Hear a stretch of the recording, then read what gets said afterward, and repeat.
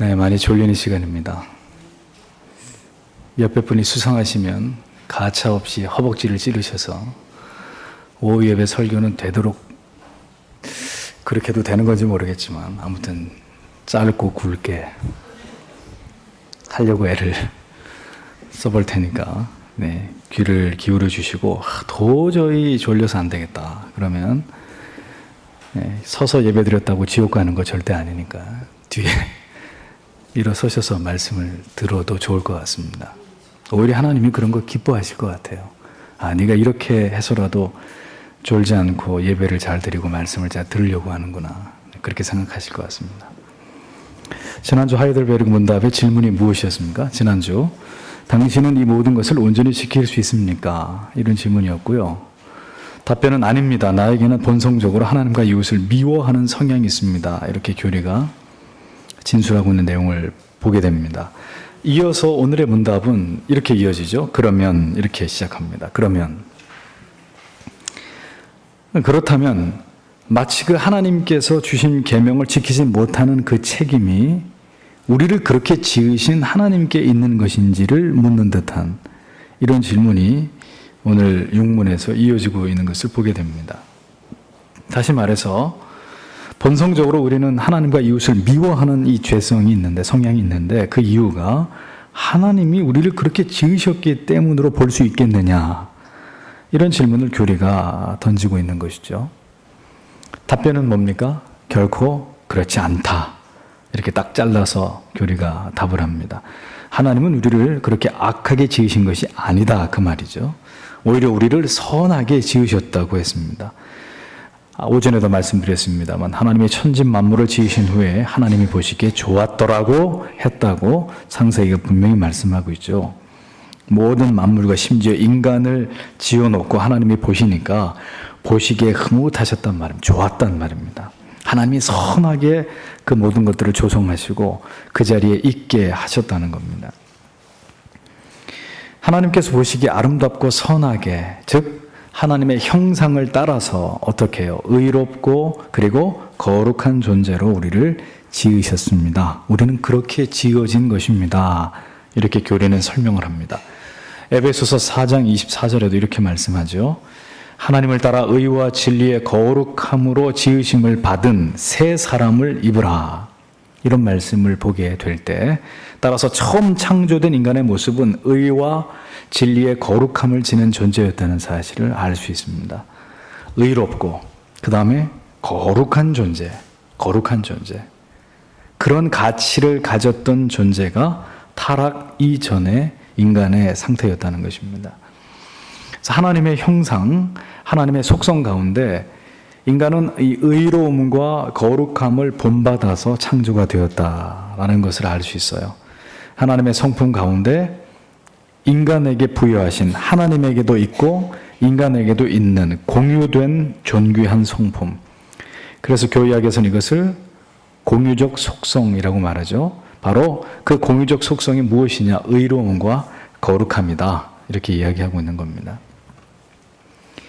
그래서 우리가 죄 가운데 살아가다가 비로소 하나님의 소명을 통해서 신자가 될 때 회심을 통과하면서 우리가 자각하게 되는 것이 무엇입니까?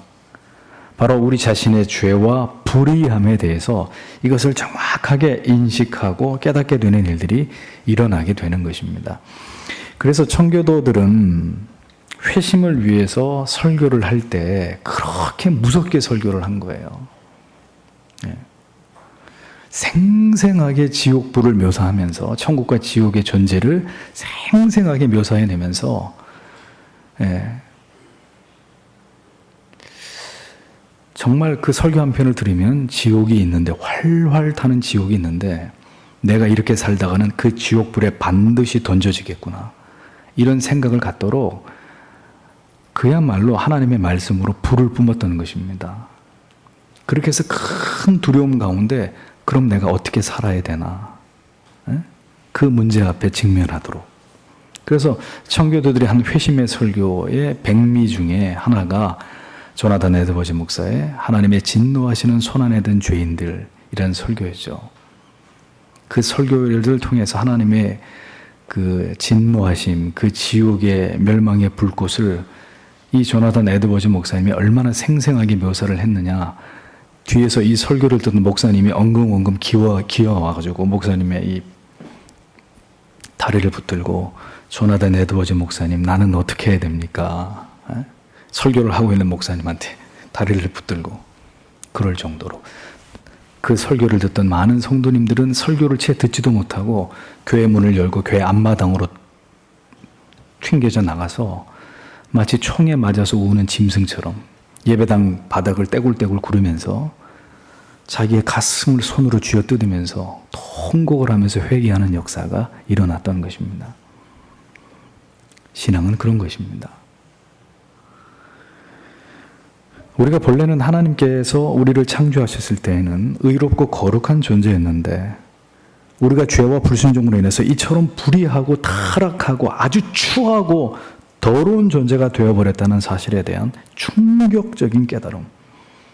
이로 인해서 강력한 자기 깨어짐이 일어나게 되는 것이 회심에서 동반되는 체험이라고 수십 번 말씀을 드렸습니다. 이제 소위 시쳇말로 요즘 요사이 하는 말로 거룩한 뭐가 오는 거죠? 멘붕이 오는 거예요. 멘붕. 멘탈 붕괴라 그러던데. 그렇게 회심을 통해서 우리의 불의와 타락을 깨닫게 될 때 우리는 거듭난 새로운 영혼으로 우리 스스로의 의지에 의해서 다시 의로움을 사모하게 되는 것이고 거룩함을 위해서 노력하고자 하는 성품을 회복하게 되는 일이 일어나게 되는 것입니다. 그러나 여기서 끝나는 게 아니죠. 지난주에 말씀드린 대로. 그러나 우리가 회심을 통과하면서 이렇게 의와 거룩에 대해서 눈이 떠지고 우리의 불의와 추악함에 눈이 떠졌으니까 상대적으로 이제 타락하기 이전의 상태의 의와 거룩함에 대해서 눈이 열리면서 이제 그렇게 살기 위해서 막 이제 노력을 하게 되죠. 처음에 회심했을 때 막 예배도 안 빠지고 막 새벽기도 나오고 막 열심히 성경 읽고 그렇게 가다가 결국은 어떻게 됩니까? 다시 식어버려요. 왜 그러냐?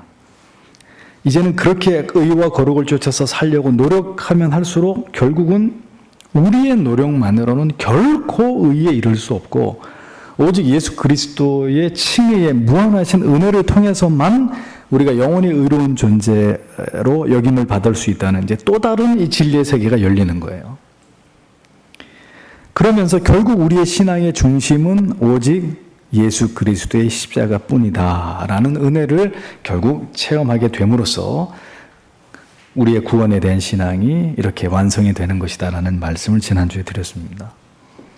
그래서 이렇게 각성된 영혼은 그때부터 더욱 그리스도를 의지함으로 구원받은 하나님의 자녀로 이제 의로움과 거룩함을 추구하고자 하는 타락 이전의 본성을 회복하는데 성화적 노력을 기울이게 되는 것이고 결국 이것이 우리의 의지에 의해서 완성될 수 없다 하더라도 평생의 삶 속에서 이 의와 거룩을 추구하려는 경향성을 우리 영혼 안에 가진 채로 거룩한 삶을 지향하면서 살아가는 존재가 되는 것이 바로 거듭난 성도에게서 나타나는 감출 수 없는 특징이 되는 것이다 라는 겁니다. 성경은 절대 우리의 노력과 의지로 결코 의와 거룩에 도달을 하라고 말씀하고 있지 않습니다. 또 그렇게 할 수 있다고도 전혀 어디에서도 그렇게 말씀하지 않습니다. 다만 그리스도의 구속의 은혜와 하나님의 사랑을 분명하게 깨닫고 회심을 하게 될 때 이제는 내가 사는 이유와 목적이 하나님의 의를 드러내고 그렇게 하기 위해서 거룩한 삶을 살아가기에 힘써야 된다는 분명한 목표를 갖게 되는 것이고 이를 통해서 하나님을 기쁘시게 하고 그 이름에 합당한 영광을 돌려드리는 것이 사람의 제1된 본분임을 깨닫게 되어서 그렇게 성화에 진력하는 것이 마땅한 구원받은 자의 도리라고 성경은 우리에게 그렇게 가르쳐주고 있는 것입니다.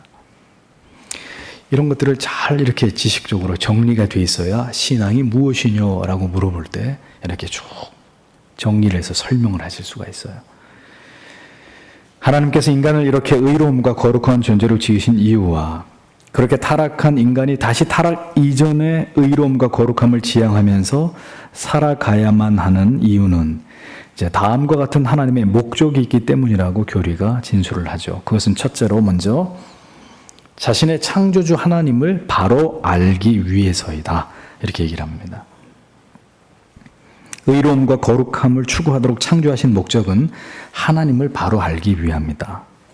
그러므로 하나님을 아는 올바른 지식은 의로움과 거룩함을 지켜나아가는 그러한 의지를 가지고 있는 인간 안에서 비약적으로 발전하고 그 지식이 증가되기 마련이라는 것을 여러분들은 반드시 기억하셔야 합니다. 우리의 영혼은 언제 가장 명민한 상태를 유지하게 되는 것일까요? 언제? 자, 또 이제 졸리시니까 질문해 보겠습니다. 우리의 영혼은 언제 가장 명민한 상태를 유지하게 될까요? 답변해 보세요. 누가 아시는 분? 어떨 때요? 어떨 때 우리의 영혼이 가장 총기 있고 가장 하나님의 뜻을 잘 분별해내고 하나님의 뜻에 예민하게 반응할 수 있을까요? 언제요? 언제요? 얘기는 이렇게 들리게 하셔야 돼요. 제 귀에 이렇게 들리게. 이렇게 하시면 하나도 안 들리고요. 큰 소리로 한번 얘기해 보세요. 뭐 제가 창피를 드리겠습니까? 절대 안 그래요. 누구든지 얘기할 수 있습니다. 자, 한번 생각해 보세요. 언제 죄인인 우리가 우리 영혼이 아주 이렇게 총명해질 때가 있어요. 언제 그렇게 될까요? 누가 한번 시원하게 대답해 보세요. 하나님과의 관계가 가까울 때. 네. 상당히 근접한 대답입니다. 그럼 반대로 우리의 영혼이 언제 흐리멍텅해질까요? 하나님과의 관계가 무너졌을 때 이렇게 되는 거죠. 자, 좀 더 자세히 설명해 보겠습니다. 우리가 어떤 영혼의 상태와 삶을 지향할 때 가장 하나님을 바로 알고 성경의 진리를 올바로 이해하고 그리고 거룩한 삶을 살아갈 강력한 동기를 얻게 되는가 하면 바로 성도가 그의 주어진 삶에서 의로움을 추구하고 세상과 구별된 거룩한 삶을 살아가기 위해서 힘쓸 때 어떤 어려움이 있어도 그 어려움과 맞서 싸우면서 의와 거룩을 추구하면서 이것을 통해서 하나님을 아는 지식과 신령한 깨달음과 은혜를 우리 안에 증대해 가려고 하는 이런 우리 안의 의지를 가지고 그것을 지향할 때 하나님이 우리의 영혼이 바짝바짝 빛이 나게 해주는 거예요. 그래서 진리의 깨달음이 깨달아지고 가슴이 뜨거워지고 내가 혼자가 아니구나. 절대로 나 혼자가 아니고 하나님이 나를 붙들고 계시는구나. 그분이 나를 돕고 계시는구나. 기도를 해도 하나님의 임재를 느끼고 성경을 읽어도 하나님의 임재를 느끼고 예배를 드려도 하나님의 임재를 느끼는 이런 일들이 성도 안에서 일어나는 것입니다. 자, 여러분들에게 여러 차례 이 똑같은 예화를 가지고 설명을 드리잖아요. 통나무를 눕혀놓고 쪼개면 잘 쪼개집니까? 세워놓고 결대로 쪼개면 잘 쪼개집니까? 세워놓고 쪼갤 때 눕혀놓으면 수십 번 도끼질을 해야 통나무가 반토막이 나겠지만 세워놓고 결대로 통나무를 내리치면 숙련된 사람 같으면 단 일격의 도끼질에 통나무가 두 조각이 나버립니다. 순종하고 도에 복종하고 따르고자 하는 자의 영혼 안에서 하나님은 많은 일들을 행하십니다. 놀라운 일들을 그를 통해서 그의 한 인생을 통해서 하나님이 이루어 가십니다. 왜? 결이 하나님 앞에 바로 돼 있으니까. 많은 성도님들께서 교회를 다니시고 신앙생활을 하셔도 하나님을 알아가시는 일에 있어서 좀처럼 진보를 나타내시지 못하는 이유가 어디에 있을까요? 무엇 때문일까요? 그렇게 많은 세월을 교회 안에서 보내셨어도 신앙을 한마디로 정의하고 구원의 유무를 확신하시지 못하시는 이유가 무엇에서 비롯된 것일까요? 하나님을 아는 이러한 지식의 부재의 원인은 바로 전적으로 무능하고 타락한 인간이라 할지라도 우리가 힘써 의를 행하며 거룩한 삶을 살아드리기 위해 노력해야 함에도 불구하고 이러한 노력들이 우리의 삶에 너무나 미력하기 때문이라는 겁니다. 하나님의 형상을 지음받았으면 즉 의롭고 거룩한 존재로 우리가 피조되었다면 이를 통해서 우리가 타락을 하지 않았다면 우리가 여전히 의로움을 추구하고 완전한 거룩함 가운데 살아갈 수 있을 것입니다. 그러나 인간의 타락은 모든 의와 거룩의 소멸을 가져왔죠. 따라서 인간은 거듭남을 통해서 만족해서는 절대 안 되는 것이고, 거듭난 이후에 불완전한 의지라 할지라도 우리는 우리의 모든 노력을 다해서 다시 그 의로움과 거룩함, 우리가 산산조각 내버린 그 의로움과 거룩함을 통해서 하나님을 바르게 알고자 하며 최선을 다해야 될 의무가 있다는 것을 기억하셔야 됩니다. 여러분들이 아무리 좋은 말씀을 들어도 월요일부터 토요일까지의 삶이 이 말씀과 전혀 무관한 삶을 살아가신다면 다음 주에 다시 들어야 될 말씀이 여러분들에게 너무 생소한 말씀이 되실 수밖에 없어요. 여러분들이 이런 말씀을 듣고 돌아가셔도 하나님을 사랑하는 마음 대신 세상을 끌어안고 세상을 사랑하는 마음을 가지고 분주 복잡하게 살아가시면 여러분 마음속에 하나님을 사랑하는 마음들을 다 일주일 만에 깨끗이 다 잃어버리실 수 있어요. 성경이 그렇다고 말씀하고 있습니다. 그래서 좀처럼 신앙이 진보하는 것이 그렇게 더디고 어려울 수밖에 없다는 이야기입니다.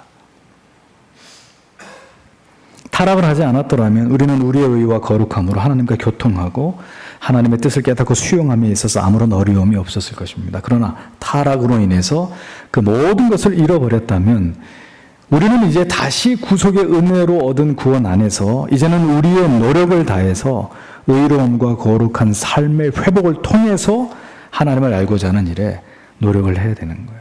성화는 바로 이러한 성도의 거룩한 의무에 대한 개인적 노력에 의해서 결정되는 것입니다. 아시겠습니까? 구원은 하나님의 전적인 주권적인 은혜이지만 성화는 이 성화라고 하는 목표를 향해서 개개인이 모든 성도님이 이 성화를 향해 나아와야 될 거룩한 목표가 있는데 그 거룩한 목표에 대해서 개인적인 노력을 어느 정도 하고 있느냐에 따라서 이 성화의 문제가 개별적인 편차를 두고 진행된다는 거예요.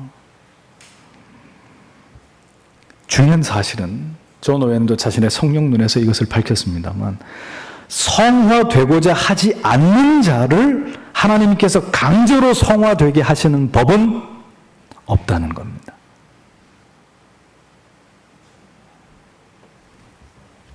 그렇게 믿으셨다면 착각입니다.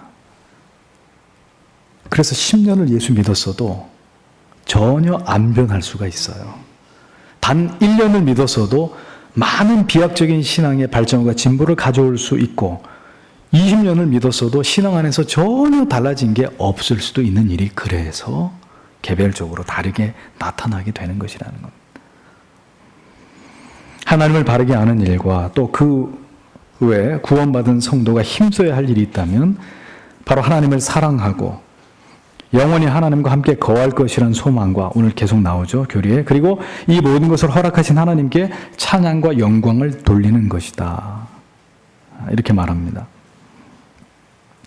다시 말합니다. 우리가 타락을 하지 않았더라면 이러한 모든 삶은 지극히 우리 안에서 자연스러운 것이었을 것입니다. 그러나 타락 이후에 모든 우리의 지정의가 파괴되고 하나님의 형상을 잃어버린 인간들에게는 이제 사람의 노력만으로 하나님이 이렇게 원하시는 삶을 살아가는 일은 쉽지 않은 일이 되어버렸습니다. 그렇다면 우리는 그리스도의 보혈의 공로로 구원을 받았으니 이와 같은 원래 우리에게 기대하신 하나님의 모든 것을 저버리고 우리가 반율법주의적인 태도로 살아가면 그게 합당한 것이냐? 교리는 대답하는 거죠. 결국 그렇지 않다는 거예요. 우리에게 주신 이 세상에서의 모든 시간과 재능과 물질과 우리의 삶의 모든 내용들을 철저하게 하나님을 찬양하고 하나님께 영광을 돌리고 내세를 소망하고 그렇게 하나님을 향한 삶을 살아가는 것에 그 모든 것을 소용되게 해야 된다고 교리는 우리에게 가르쳐 주는 것입니다. 예수를 믿었어도 그 삶의 목적과 방향이 이 성경적으로 교리적으로 바르게 정립되지 않으면 예수를 믿어도 그 반대 방향으로 갈 수 있어요. 오늘 아침에 설교에서 들으셨던 미가와 그의 어미와 레위인처럼 하나님을 믿는데도 하나님의 방법대로 가는 게 아니라 하나님을 믿는데도 인간의 방법으로 세상의 방법으로 가는 어처구니 없는 일이 일어날 수 있는 것입니다. 하나님은 언제 우리를 통해서 찬양과 영광을 받으십니까? 결국 우리가 진리의 성경을 통해서 하나님을 바르게 아는 것을 통해서입니다. 그래서 제가 말씀드리는 겁니다. 아무리 찬양을 뜨겁게 하고 그 찬양에서의 화려한 그 어떤 그 효과들 때문에 멘트가 막 눈물이 쏙 빠지는 멘트를 하고 그래서 펑펑 울면서 찬양을 드렸어요. 그렇게 찬양 집회에 뜨겁게 참석한 사람이 집에 돌아가서는 일주일 내내 성경 한 자 보지 않아요. 그러면 하나님이 그를 통해 찬양과 영광을 받으시는 것일까요? 결국 우리가 만약에 그런 걸 통해서 은혜를 받았다면 그 은혜가 어떻게 나타나야 되느냐? 하나님의 말씀을 너무너무 사랑하고 그래서 그 말씀을 너무너무 묵상하는 것을 기뻐하면서 그 말씀 안에서 더 많은 은혜를 받으려고 하는 그런 삶의 정직한 변화가 나타나야 하나님이 우리의 그 찬양을 통해서 영광을 받으시는 것이 되는 것이라는 겁니다. 그렇습니다. 거기까지예요, 거기까지. 그래서 하나님을 바로 알고 성경의 깨달음대로 하나님의 어떤 그 하나님을 기쁘시게 하는 어떤 그런 내용대로 우리가 형식이나 습관이나 우리의 생각이 아닌 온 마음을 다해서 하나님의 뜻대로 예배하고 하나님의 뜻대로 일을 하고 공부하고 사업을 하고 사람들과 관계를 맺고 이렇게 살아가는 것을 통해서 영생의 분명한 소망을 가지고 하나님께 영광을 돌리는 삶이 비로소 가능해지는 것이라는 겁니다. 창조의 목적, 나아가서 구속의 목적은 이렇게 하나님을 알고 사랑하고 영생을 소망하고 하나님께 찬양과 영광을 돌리기 위함이다. 잊어버리시면 안 됩니다. 이것이 바로 우리가 왜 존재하는지에 대한 궁극의 이유이고 달리 말씀드려서 하나님께서 이 세상에 우리를 왜 창조하시는지를 밝히는 가장 정확한 목적임을 잊지 않으셔야 합니다. 모든 피조물들 가운데서도 특히 구속함을 입은 성도들은 분명하게 이 사실을 기억하고 먼저는 하나님을 바르게 아는 일, 이것에 긴 시간을 진지하게 지성적인 헌신을 통해서 이 하나님을 알아가는 일을 여러분들이 집중하셔야 되고 이것을 통해서 하나님을 사랑하고 내세를 소망하는 궁극의 변화를 경험하셔야 되는 것입니다. 그리고 이러한 본질을 지향하는 삶을 통해서 그 모든 삶의 모습과 내용을 통해서 하나님을 기쁘시게 해드리는 것이 성경이 얘기하는 하나님을 찬양하고 높이고 영광을 돌려드리는 삶이라는 것. 오늘 우리가 그것을 분명히 이해해야 될 필요가 있습니다. 성도는 이렇게 하나님 앞에서 하나님께서 원하시는 탁월한 가치 있는 삶을 살아가야 되는 존재들입니다. 이것을 위해서 지음을 받았다라는 것을 절대 잊어버리지 마시고 비록 인간의 타락과 부패함으로 이 모든 하나님의 뜻을 100% 복원할 수는 없을지라도 구원받은 성도는 그 처음에 하나님의 의도를 따라서 살기 위해서 하나님 앞에 우리가 부름받는 그날까지 최선을 다해서 적어도 이것에 우리의 모든 인생을 걸어야 된다는 것은 성경과 교리가 우리에게 분명하게 강조하고 있는 바라는 것을 절대 가볍게 여기셔서는 안 됩니다. 그래서 성경은 말씀합니다. 우리의 주어진 인생이 결코 우리 자신들만을 위한 시간들이 아니다라는 거예요.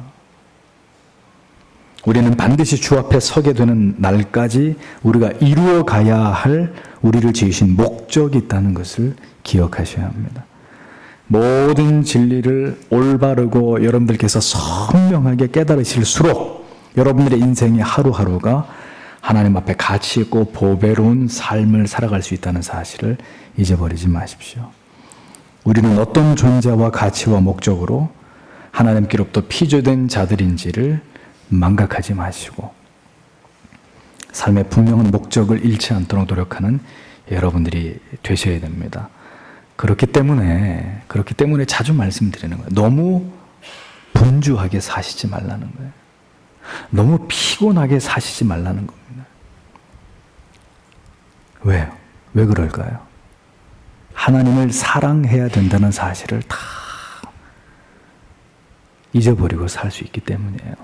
과도히 저 세상의 것에 집착하다가는 내가 하나님을 사랑하면서 살아가야 된다는 사실, 내가 성화를 이루고 의와 거룩을 쫓으면서 하나님을 기쁘시게 하는 삶을 살아가야 되는 내가 그런 존재라는 것을 까맣게 잊어버리고 일주일의 시간이 쏜살처럼 다 지나가 버릴 수 있기 때문입니다.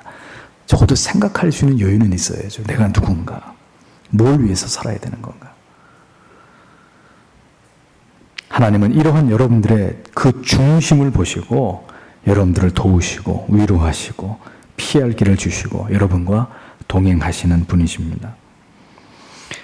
참된 신자가 되기 위해서 성화에 노력하면서 살아가는 길, 우리의 존재함이 하나님을 기쁘시게 하는 삶이 되기를 원하는 숭고한 목적임을 알아서 그렇게 하나님 보시기에 가치 있게 살아가기 위해서 노력하는 삶, 그것이 우리를 위해서 흘리신 아들의 피에 보답하는 유일한 길이라는 것을 기억하시고 또 한 주간도 이 하이델베르그의 이 요리문답의 이 내용을 깊이 묵상하시면서 그렇게 한 주간을 시작하시는 여러분들이 되시기를 바랍니다.